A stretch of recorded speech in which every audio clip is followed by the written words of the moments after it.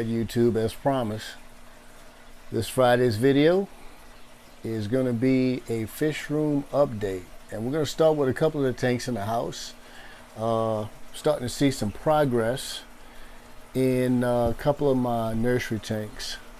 So the first tanks we're going to start with are my Veja community grow out tank, as well as the Labradins grow out tank. We'll see how these guys are coming along.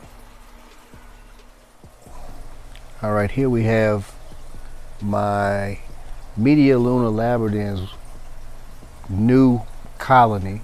Most of these guys came from Cichlid of the Americas.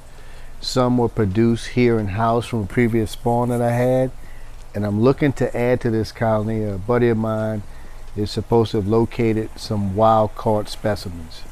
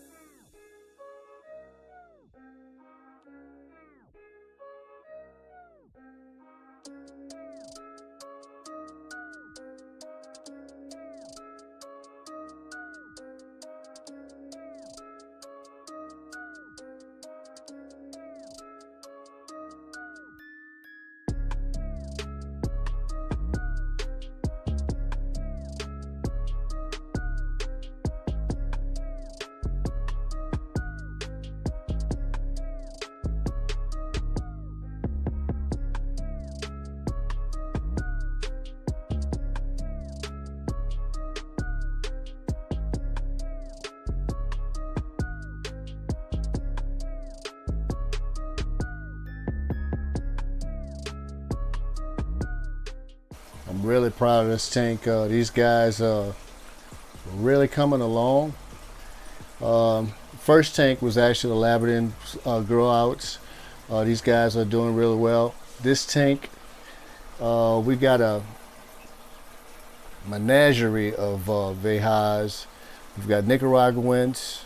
We've got a couple of the smaller, which are actually catching up to the other guys, marble fenestratus. I got a couple of grow outs off of my big guy Beast, my male Synspilum that recently passed.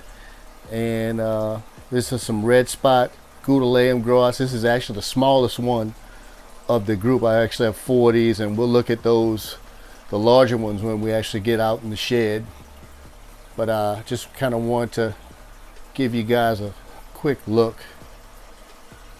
And we got a little Brederi.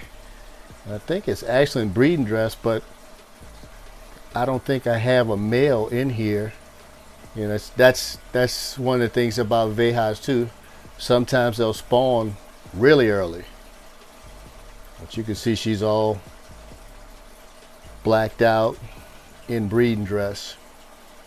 So we'll go in the front room and we'll take a look at the lower 240, as well as the 275 gallons. All right, here we have my Planet Aquarium. You can see this tank is doing very well. It's a pair of pearl scale koi angels. I actually think it's a true pair. They hadn't actually spawned yet, but they hang together and they get along well. And you can see here that the plants are thriving.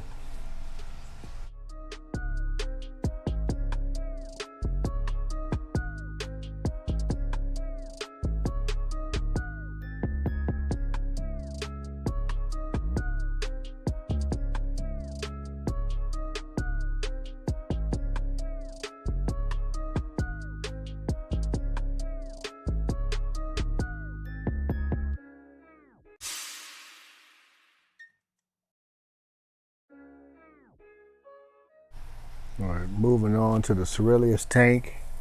We've also got some Nubius in here, and we're probably not gonna see these guys because all they do is hide. But I've got 2 pair inside here.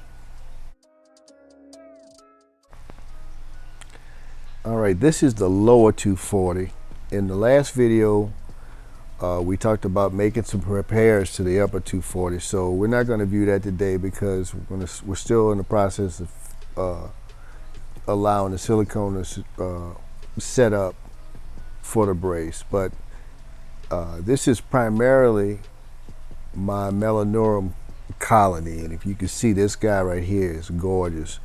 I actually got a spawn off of these guys, and then we went to bring my son back to Notre Dame and get him settled in. When I returned home, they had eaten the eggs or the fry, whichever it was. But you can see this guy is gorgeous, and he's set up with a female. And again, like I said, I'm hoping to get a spawn off of these guys. All right, guys, just coming out into the den, and we're gonna take a look around at some things. Got a lot of breeding activity going on, and a lot of growth. So we'll go ahead and we'll get started over here. I'm gonna go ahead and switch the camera around so you guys can take a look at what's going on. All right, guys, we got a lot of background noise coming from my pumps, my air pumps. So for the remainder of this video, we're going to go ahead and do a voiceover. This first tank is the Depii tank, and we have 2 pairs, and I'm hoping to get some production off both pairs. This is a good sign that female's in the pot. Over on this side of the divider, this is the more dominant male, and when I didn't have them divided, this guy ruled the roost, and the other male had no thoughts, didn't entertain any thoughts or ideas of any type of spawn because this guy was so dominant. So in an effort to try to get him to procreate, we put a divider in, and we're going to see if we get some spawns on either side of the divider.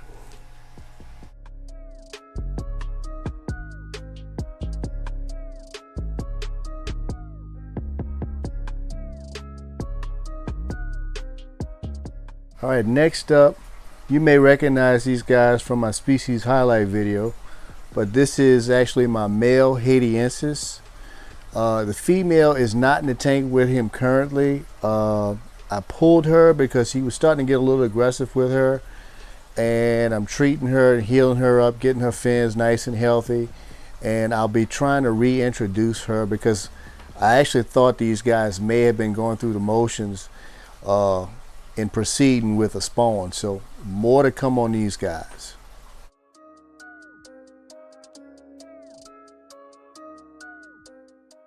All right, these guys you may recognize from a video not long ago of unboxing. These are my Rio Camelate beani, and this is my first time of this particular species of beani. I know once these guys start putting on a little size, I'm going to either have to install some dividers or move them to a much larger aquarium, but beani has always been one of my favorites. I enjoy keeping these fish. If you guys have any pointers or any tips, feel free to drop a comment below. Like I said, it's my first time touching Rio Camelate beani, but I've always loved them. I've noticed a lot of the other guys in the hobby on Facebook and Instagram posting pictures of theirs, so it really inspired me to take a chance on these guys.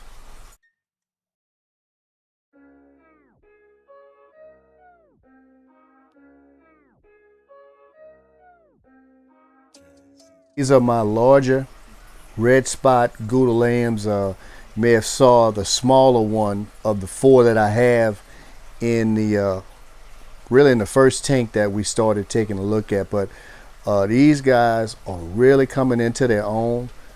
Beautiful coloration. I want to thank Melvin for breeding these guys, and I want to thank my partner in crime, Rodney, for allowing me to get a couple of these. I can't wait to see these guys in full bloom, but they're doing great.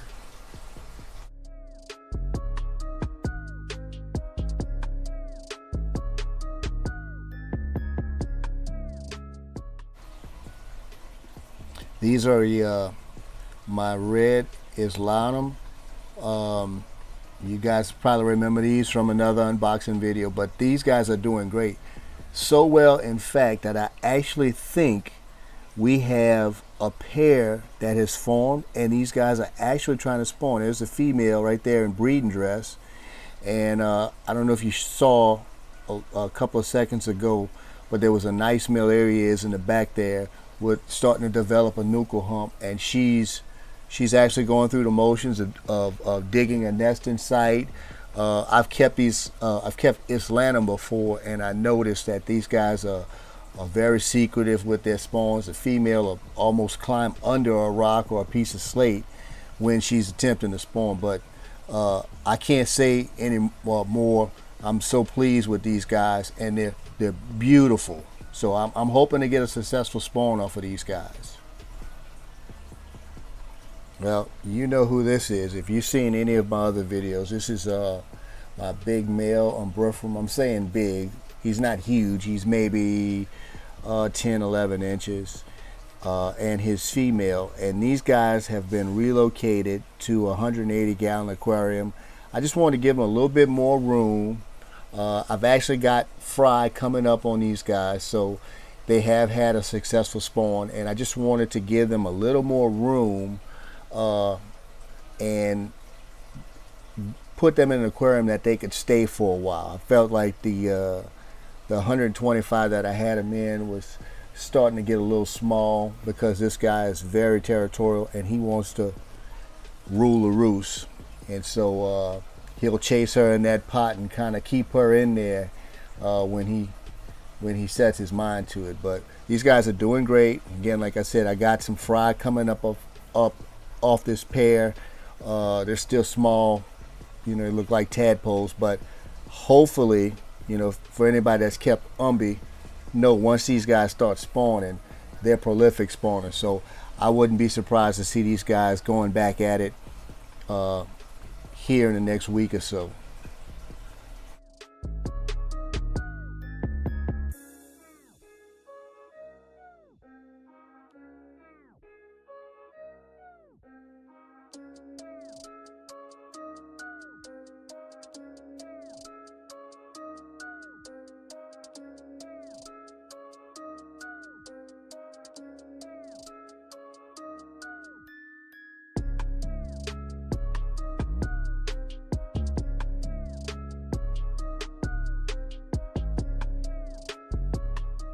The Calabrins grow outs.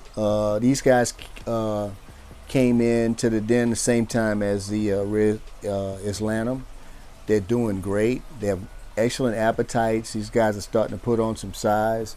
For any of you guys that have actually kept Calabrins, I'm interested to hear any tips on breeding or anything that's related to the care that might be specific to these guys. And here we have my very first batch successful spawn of marble fenestratus. It's kind of hard to see, but you can see some movement in the tank, and so we're on our way with these guys. Alright guys, if you made it this far in the video, I need your help with something. Up above is going to be a picture of the opposite side of the room from the 240 stack in my den. I'm considering stacking 2 more 240s on this wall, or 2 310 gallons. So you guys let me know which way you think I should go, and based on the fish room tour, let me know which fish you think I should move to this setup.